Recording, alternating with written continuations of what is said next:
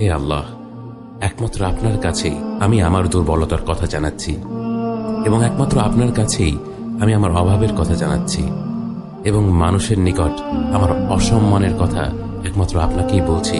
হে আরহামার রাহিমিন, আপনিই তো প্রতিটি দুর্বল ব্যক্তির রব, এবং আপনিই আমার রব। আপনি কার কাছে আমাকে ছেড়ে দিলেন? এমন অচেনা মানুষদের কাছে যারা আমার ক্ষতি করতে চায়, নাকি এমন শত্রুর কাছে যাকে আপনি আমার চেয়ে অধিক শক্তি দিয়েছেন? হে আল্লাহ, যদি আপনি আমার উপর রাগ না করে থাকেন তাহলে এর কিছুতে আমার কিছু আসে যায় না, কিন্তু আপনার আশ্রয় পেলে আমার পরিস্থিতি আরেকটু সহনীয় হবে। হে আল্লাহ, আমি আপনার চেহারার নূরের কাছে আশ্রয় চাই, যা সব অন্ধকারকে উজ্জ্বল করে দিয়েছে, যা দুনিয়া এবং আখিরাতের সব বিষয়ের সংশোধক। আল্লাহ, আপনার রাগ এবং অসন্তুষ্টি থেকে আমি রেহাই চাই। আল্লাহ, এসব